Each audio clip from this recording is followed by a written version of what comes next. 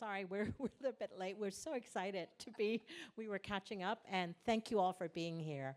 My opening remark is just welcome. It is a dream of mine to do a program like this. And actually, I think some of you were here with me, with us a couple of weekends ago when we had the KH leadership program with Adriel Chen, KH16. And all those you who are KH or Kellogg alums, I will be recruiting you. And Terrence, I see you there.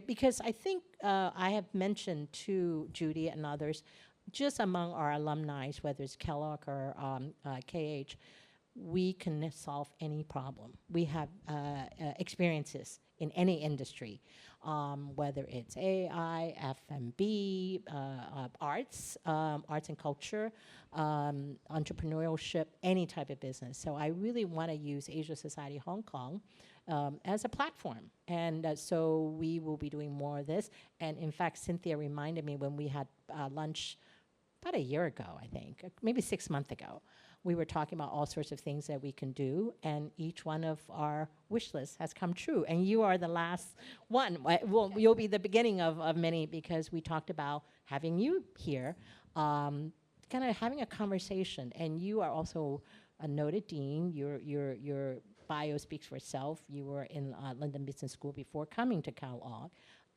pre-COVID, and you have survived COVID with flying colors. So, and I only met you really last year. We spent some time when we had the Kellogg KH 25th anniversary conference and dinner. And I am proud, KH1. I was the inaugural class. And it was great meeting you then, and I'm so glad you're back. And you have just had a great trip, too, in China, and I'd love to hear about your perspective. But tonight, we're here to talk about agreeing to disagree. And also, I'm particularly interested, we'll get an opportunity to talk about the center that was created just, I think, Valentine's Day? Oh, maybe it was a Sunday. Yes, the announcement came out February 13th, around Valentine's Day. The Center for Enlightened Disagreement, which will be housed at Kellogg, and it will be a lot of research.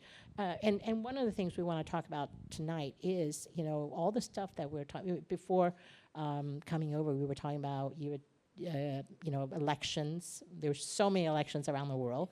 In fact, next week we're Asia Society hosting one. We're going to talk about the results of the India election. And then, not to mention, in November there's something of an election in the United States, and then. Unknowingly, I think July 4th, UK will have an election, and then France has also announced one. So there seems to be a lot of elections this year, we know that. But then, one of the things that I'm particularly interested is really this polarization. And there's a lot of disagreement, and that is just the geopolitical. But you, as Dean of Kellogg and Northwestern, I'm sure you guys saw a lot of actions this spring. And we had it, Hong Kong. Those of you who were here in 2019, we've also had our share of students' activities. And so I'm curious, your thoughts on, why was the center established? And, what does it hope to accomplish in the coming days? Well, thank you. And by the way, I'm delighted to see, thank you all for coming, delighted to see so many Kellogg alumni, Kellogg and KH. They're all Kellogg alumni also. And Alice, thank you so much for inviting me. And yes, the Saturday, we are very excited because also we feel it's very much about the spirit of Kellogg, right, which is cooperative, is it empathy? And this is two faculty who have been working with each other for a very long time. Some of you maybe they had them. One is Eli Finkel and Noor Taylor. Actually, Noor is the one that teaches negotiation in the summer, in the Global Week, in the summer right now.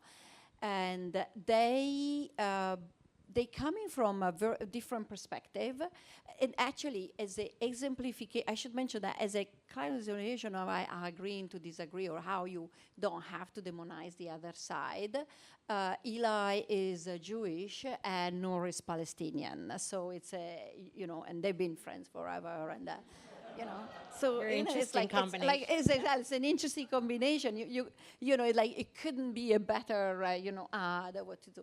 So they bring on it. So Eli, interestingly, he was first faculty in the psychology department of Northwestern, and then is now a joint appointment also with Kellogg, and he was originally, the way he became very well known in psychology is by studying wedding and love relationships. Oh, interesting. Exactly. And he was studying how what doesn't work and so on, and then started being very unhappy with the American politics and the dynamics, and seeing that they were doing everything that he was recommending people in a relationship not to do. So he says they basically translated it in a completely different environment. And or instead using, that's what I was mentioning, the fact as being Palestinian has been very much involved in conflict, in different culture, what they bring, possible conflict, and so on. So they brought a very different perspective about both of them and that. And what they say is, so first of all, it's about how not being not to demonize the other side, how have a civil discourse. And one of the things they say is like they feel it's different is you hear a lot of people say we teach a course, we should have a civil discourse, and so should people all in the same room and talk. And they say a lot of people sometimes when they talk about that, they're saying, well, at the end, everybody should agree, right? And they're like, we don't want everybody to agree. We want to celebrate diversity. We think it's good that people have different opinion and they don't have necessarily to agree. And they also can feel passionate about their side. They don't have to say, well, maybe I see your point. The point is not about eventually agreeing with the other side. The point is, can you have a discourse where you don't demonize the other side and therefore don't personalize and don't make it? And they started doing a lot of experiments where the entire process, for example, is where they make people do things choose, and then they show them that the other side is actually way more overlapping in the basic human values than you would have. And everybody's always surprised because they assume, okay, that other side, because they are on the other side of the political spectrum, or it's not only policy, there's also, and we'll talk about maybe East versus West, things like, but that other side, because they don't agree with me, they must not agree on every value, right? That's the demonization. They're no, and then instead what they show is they have a lot of the same values, they just disagree on that part. So they're trying to make it a much more like experiment, studying, and finding what is the best way to get people to agree. When we were talking via Zoom a few weeks ago, you had mentioned, I think sometime when there's a conflict, our knee-jerk reaction, or our immediate reaction is, get the two parties in a room together to kind of talk it out.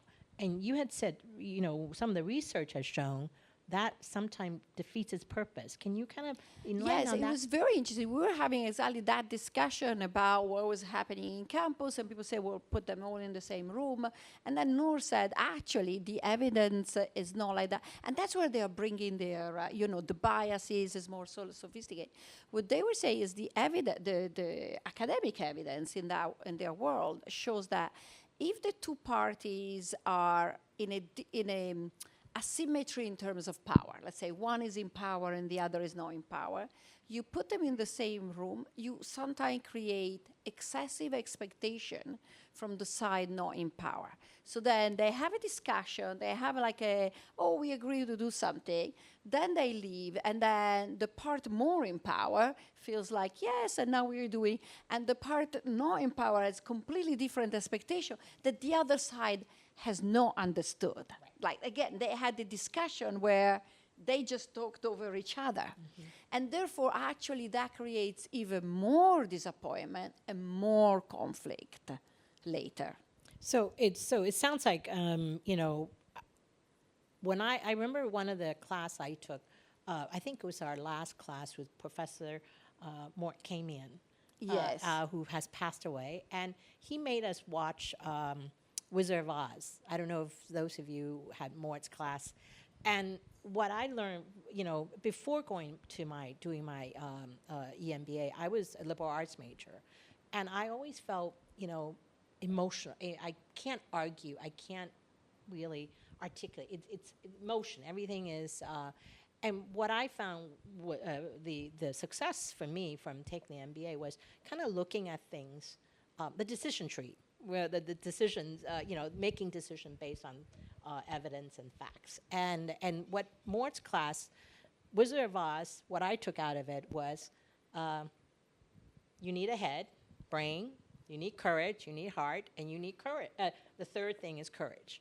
And so I think in some ways, the program has done for me is really balancing. I'm still emotional, I'm still a liberal arts major, but now I can look at facts and evaluate it based on, with my head, and then have the courage to take action. So that's my, my takeaway from that, from really. So in some ways, what I'm seeing, and I think we're all seeing, in the images, it's this, like you said, the demonization. If you're not, who was it that said, if you're not for us, you're against us? That's right. Our previous President Bush have said that. And now I'm seeing that also, that demonization now in the East and West, China and US. I mean, as an American, Chinese American, when I go back to the States, especially back in the Midwest, people all want to come and save me. Am I okay in Hong Kong? They all want to send a helicopter come and save me because I'm living under communist China. And but it is this. But that wasn't always the case. When we had engagement. So how do you think we can? And especially now with social media too, right? The polarization's even more so than ever. So how do you think? Where does a head come in with this program and the research? How do we share that with the public so that there is kind of like a step back to agree to disagree, and rather than trying to blow each other out in the U.S. also with gun violence? Yeah, and these are great points. So they have various ideas, right? One is really, and by the way, part of this center is to do more research, right? Because it's not like we have the ultimate answer. Is let's try more what works and doesn't. So part of it is really what they found that, like they just won some big award because it looked like their system works more than others, and is really making people ask questions and see others. They have, let me give you one, which is, if you want, the least sophisticated, but that's why it's stuck in my mind, and they have way more sophisticated version. But they ran one in 2020, in the run-up to the elections, and it was the pandemic. So they asked any Trump supporter, or anyway more Republican, okay, the choice is Trump wins and 1 million people die of COVID, or Trump loses and 100,000 people die of COVID. It's a trade-off between your candidate wins and how much people. And then on the other side, the Biden support, of course, was reversed, the choice. And the big majority on both sides, really majority, made the choice of saving lives. Both of them made the choice of saving lives. But then when they were asked, what do you think the other side chose? They were both sides were absolutely convinced that the other side was overwhelming, forgetting about the lives. That's where it comes, the demonization. Oh, for sure they don't care about the lives, they care about the candidate. And they were extremely surprised when they saw that actually was the opposite, right? So they feel, and that's like presenting with the facts. Instead of saying it, look at the numbers, these are the numbers. So they're creating more and more experiments, more and more sophisticated, in which they show people the facts. And then at a certain point, because of course doing the experiment is not scalable, but if you do enough experiments and then you show the results, that's what you can do. So that's one of the things they're doing. Another one is about, again, showing, making people more aware of their biases, and also that the biases are not symmetric. I'll give you another example. They do some research in which, again, and this is American politics, just because right now, it's they show that they make, people who are worried about, like they show, for example, a debate. Okay, in one case, let's say minorities speak much less than a more, white man, let's say, and in another case is vice versa. What they find is more right-leaning people are less likely to notice there's a bias. Either way, they just don't notice that some people are let speak much more than the other. The left-leaning people are more likely to notice there is a favoritism when it's towards minorities, and they don't notice it on the other side. So the point is, what they're trying to say is, everybody has a bias, but the other thing you need to realize is the bias is different, right? And now they want to do some on East versus West. I'm sure that both sides are biased in interpreting the other, but we tend to think of it always as symmetric. Like if I have a bias in this way, the other side must be biased in the same way against me, but very often it's not. And therefore, it's like we need to be people aware of the asymmetry in the biases, because sometimes they think, even if they want to be aware of the biases, but they come with the wrong assumption of their bias, that can even exacerbate how you overreact to certain things. So that's what they're trying to do, right? To put together more data and make people more aware of how the biases work, what they do, and making them look. And also for businesses, of course. Well, I think another case that you had mentioned when we were in conversation was the TikTok example. The TikTok CEO we all saw. I mean, again, what we saw, it's so funny. What we see here is very different than what the U.S. sees. Having just came back from the U.S., I think the press, there was so much coverage, almost 24/7. And what we see is almost like abbreviated, and sometimes often we see just the YouTube version of it, right? And so the TikTok CEO, here, I have friends in Singapore as well here, some felt he's done great, some in China felt he was humiliated. But the TikTok case is a very interesting one that you had mentioned. Again, I didn't watch it because I just couldn't watch it. But the perception, he did his job of testifying in front of the U.S. Congress, and there were some studies. Yes, so what they showed was basically TikTok tried to activate their bases in lobbying on their behalf.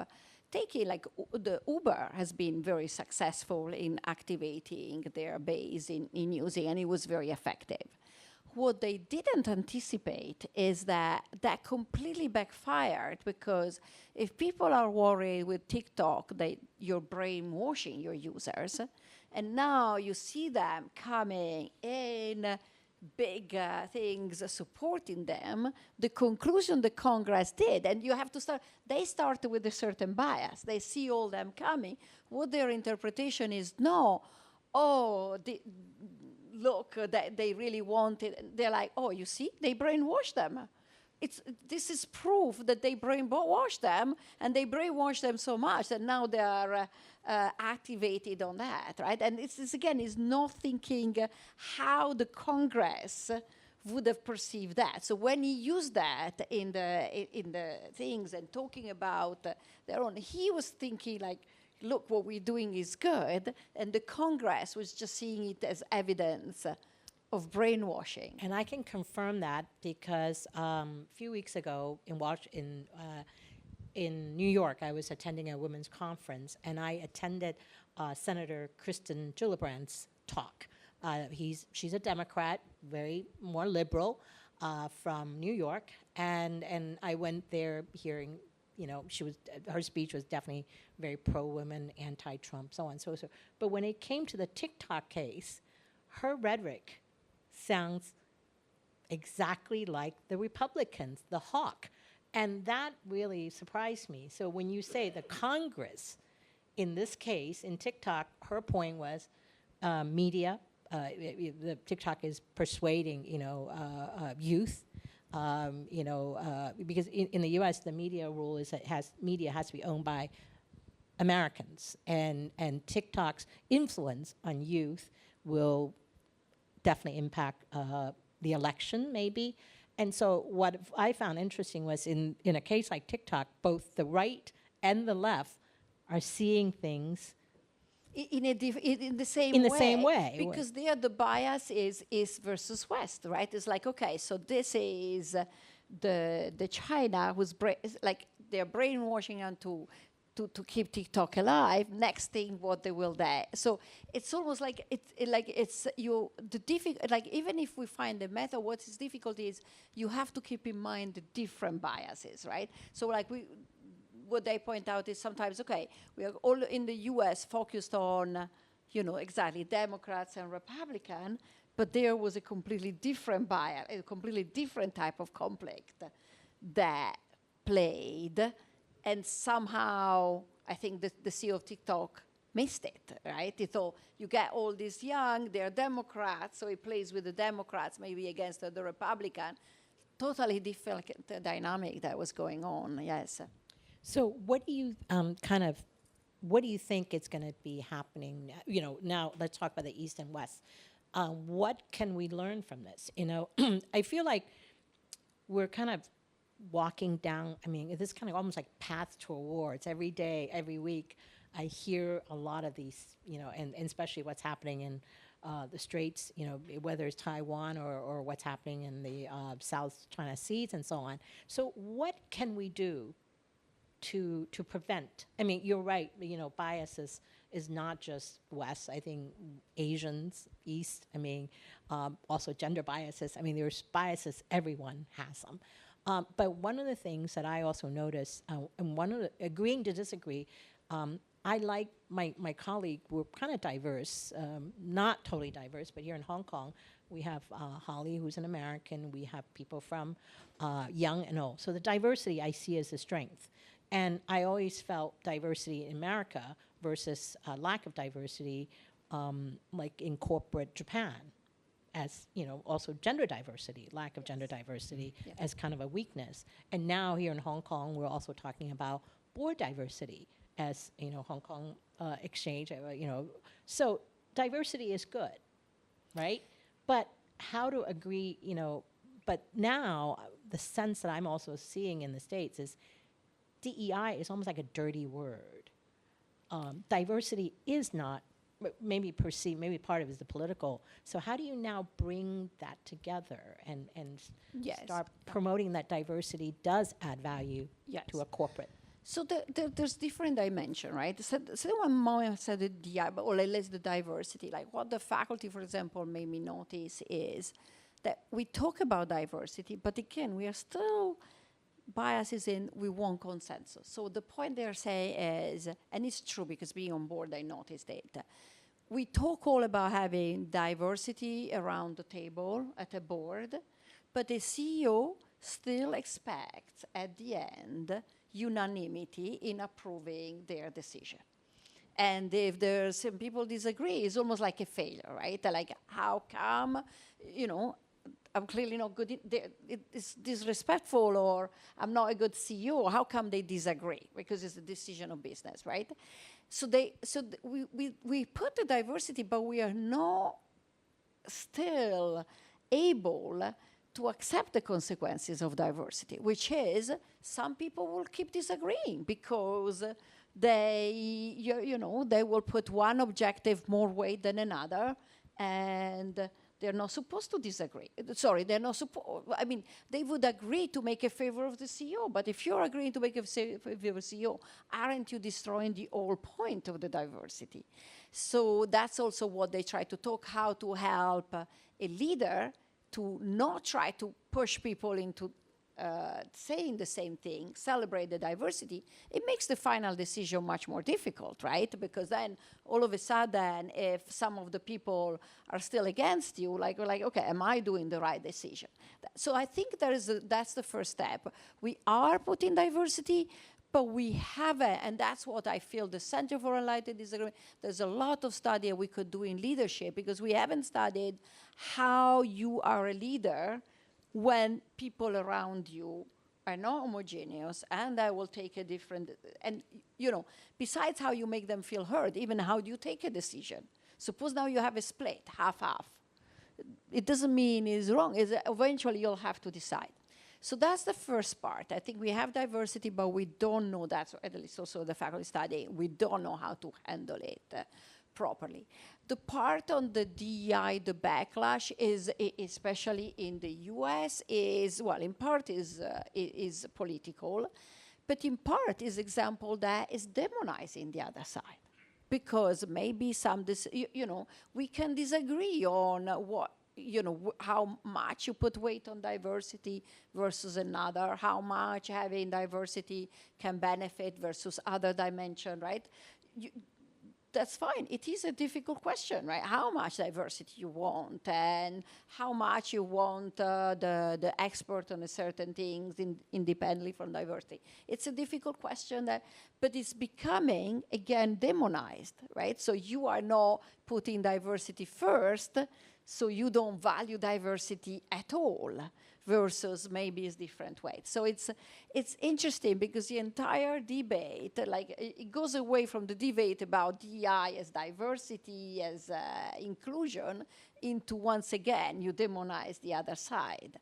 And the truth is we are still trying to figure out, and I don't think we'll ever figure out, it's a difficult problem. All we can do is teach leaders or help leaders with facts, with evidence, with research on how to navigate difficult decisions like this without creating exactly, once again, the polarization.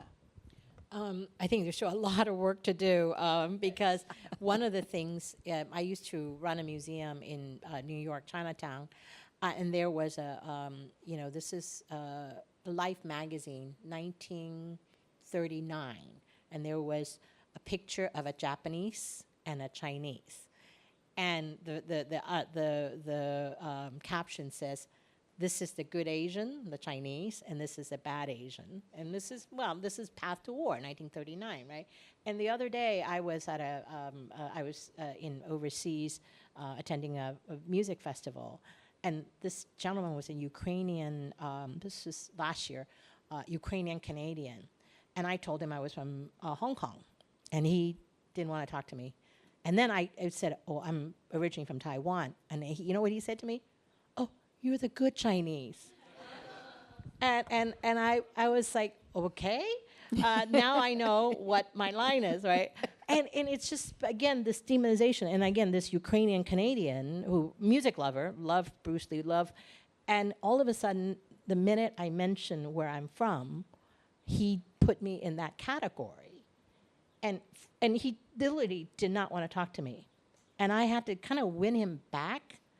I was shocked because I kind of expected this at in the Midwest where I had been. Yes. But it was in Switzerland. And it was, I look at Max and I was just like, but also he was Ukrainian Canadian, and he obviously was quite passionate about which side, good side and bad. So how do you now kind of, again, it goes back to the emotions, when we are emotional, and when it comes to identity, we are very emotional. I mean, I saw it last night. I don't know if those of you at dinner last night, one of our colleagues felt disrespected by another, and you could see that instant reaction, and they both are, and that, how do you address that, kind of that feel of, take the emotion out of it, to have a heart-to-heart chat, to have a head-to-head chat. Is that possible? I do think in the end is education.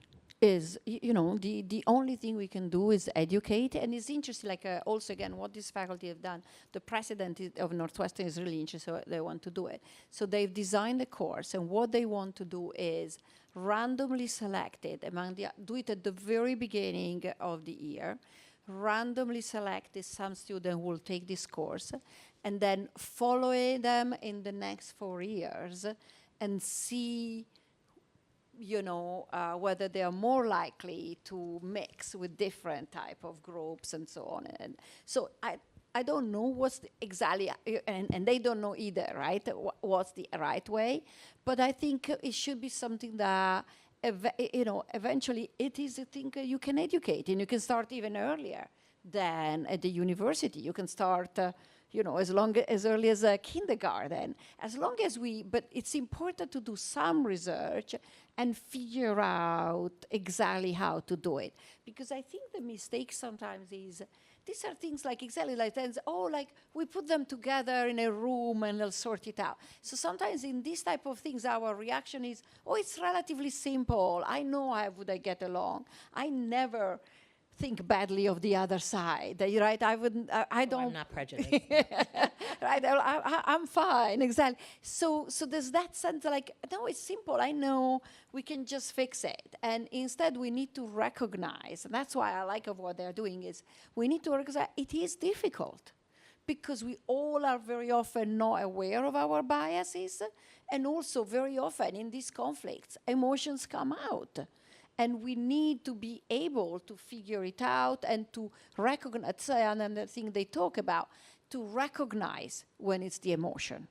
And it takes, again, education and training. So I think we need to recognize it is difficult. We giving the random advice, which sometimes I'm guilty too, saying people doing that way, well, it doesn't work. It can make it even worse. We need to learn more in a really, very systematic, scientific way, what works, what doesn't, and then educate people from the very beginning in this. And I think what they believe is, yes, there are all these sort of bias, they play in different way and so on, but if you teach people to go through a certain rational process every time they meet someone who doesn't come from your point of view, then whatever is the bias, the process on which they can solve it is the same. Well, this morning I attended a program by a Yale professor talking about emotional intelligence, teaching young people, kids, K to 12. And I think that's something we adults need as well, teaching emotional intelligence, kind of really, and I felt negotiation when I went to Kellogg. That was one thing I took a lot out of it, was negotiating. And, that it's also active listening. That was another skill that many of us have to kind of acquire in negotiations and so on. So I think there's a lot of work to be done, but I'm so glad to hear, Kellogg with the center is starting.